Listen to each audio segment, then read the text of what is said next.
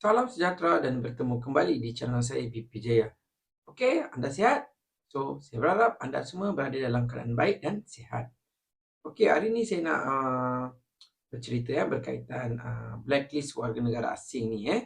So, seperti biasa, sebelum kita ke video, jangan lupa subscribe channel saya dan tekan butang loceng untuk anda menerima informasi-informasi terkini apabila saya update di YouTube saya. Okey, jom kita ke video.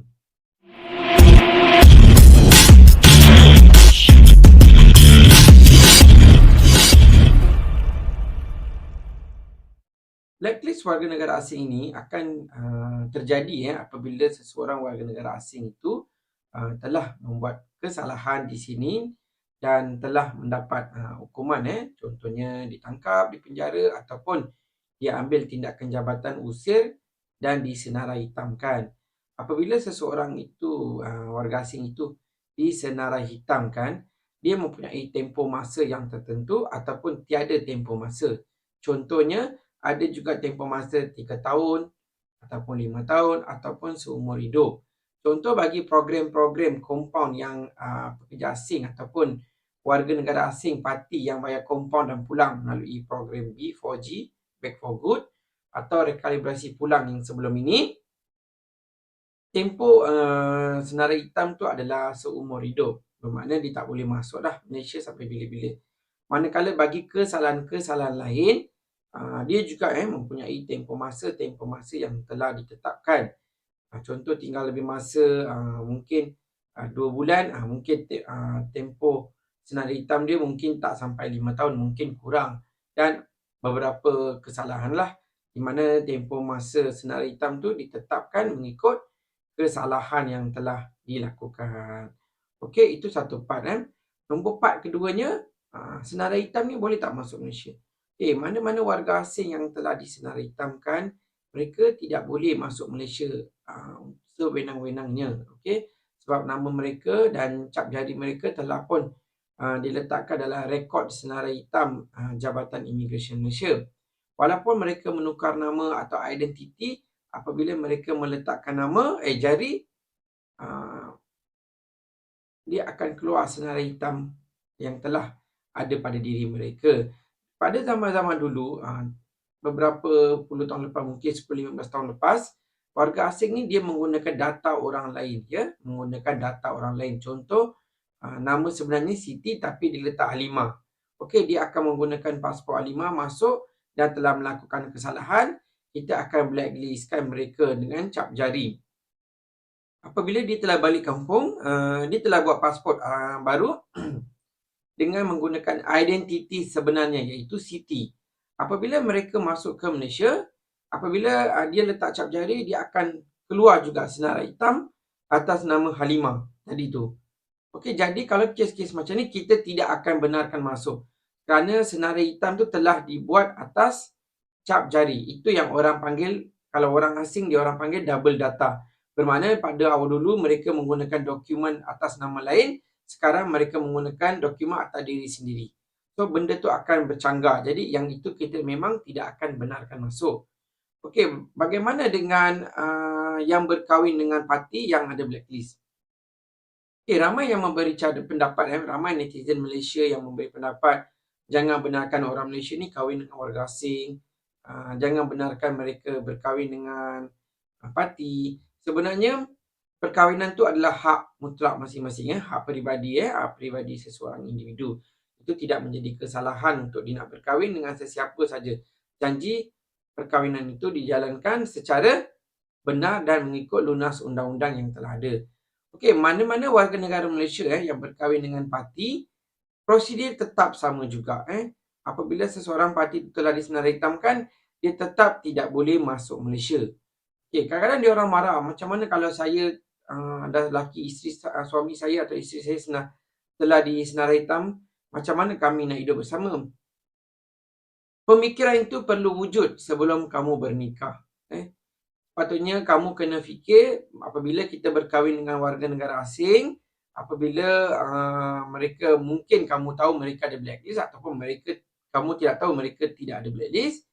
Apabila kamu berkahwin hanya dengan warga negara asing, kamu perlu berfikir masalah-masalah yang bakal dihadapi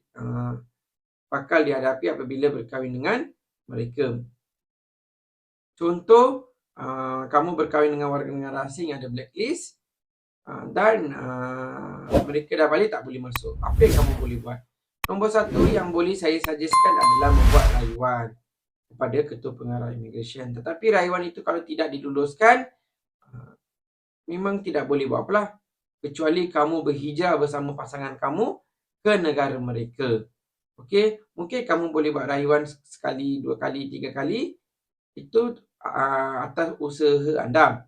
Tetapi sekiranya rayuan itu tidak diluluskan, maka anda perlu sanggup berhijrah bersama pasangan anda di negara mereka. Sebab apa? Kemudahan immigration bukan hak seseorang warga asing. Itu bukan hak.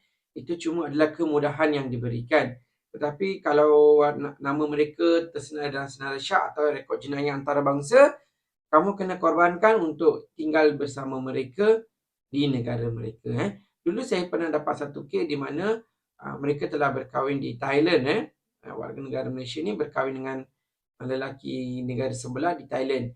Apabila lelaki sebelah ni ditangkap, si isteri datang untuk membuat tuntutan penceraian. Dia kata saya tak nak hidup dengan lelaki yang telah kena tangkap. Itu hal peribadi, kita tak boleh campur apa-apa ya. Itu adalah risiko-risiko apabila berkahwin dengan warga negara asing. Tapi anda boleh buat rayuan.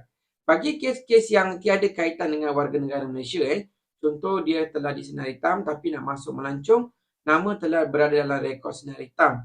Yang itu kirim salam tidak boleh masuk.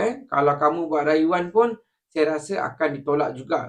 Kerana yang berkahwin pun rayuan mereka telah ditolak. Inikah yang datang melancong tidak akan dibenarkan masuk. Okey? Ada juga yang memberi pendapat berkahwin dengan pasangan warga negara asing ni, mereka cuba mengambil kesempatan terhadap rakyat Malaysia. Benda ni serba sedikit adalah benar. Apabila kita tengok pembongkaran kes-kes tangkapan, terdapat wanita-wanita negara Malaysia kita ni dijadikan kambing hitam untuk supaya warga negara asing tu boleh masuk dan tinggal lama atas pas suami atau isteri kepada warga negara. Dan masuk mereka akan menggunakan isteri atau suami mereka menggunakan memohon lesen untuk berniaga dan berniaga di sini sewenang-wenangnya. Okey, ada juga warga negara asing dia dah berkahwin, dia akan tunggu dalam 5 tahun, 10 tahun selepas mendapat penduduk tetap, taraf penduduk tetap. Sekiranya mendapat, mereka akan membawa isteri pertama pula. Okey, mereka akan membawa isteri pertama dan anak-anak dengan isteri pertama mereka duduk di sini. So, benda tu semua kadang-kadang warga asing ni dah rancang. Yang menjadi mangsa adalah wanita kita. Jadi, apa yang saya nak bagi tahu, nak berkahwin dengan warga asing ni berfikirlah 1001 kali bukan mudah. Hidup berkahwin dengan warga asing ni bukan mudah seperti yang disangkakan. Kalau dia tiada sebarang rekod jenayah atau dia memang okey, tak ada masalah lah. Tetapi kebanyakannya akan mengambil kesempatan. Okey, kepada yang warga asing yang telah nama dalam blacklist, nama kamu tetap dalam blacklist. Kalau kamu dah berkahwin, cuba buat rayuan. Kalau rayuan tu ditolak, cuba buat rayuan sehingga berjaya. Itu saja yang saya boleh beri nasihat kepada kamu. Kepada warga negara asing yang lain di mana nama kamu telah disenar hitamkan, apabila ada pihak ketiga menjanjikan, apa, you bayar dengan amount seperti ini, you boleh masuk, itu terpulang kepada kamu. Kerana yang akan tertipu adalah kamu Kerana bila disampai di pintu masuk yang diwartakan, jari kamu, nama kamu akan pop up dan kamu akan ditolak balik ke negara asal.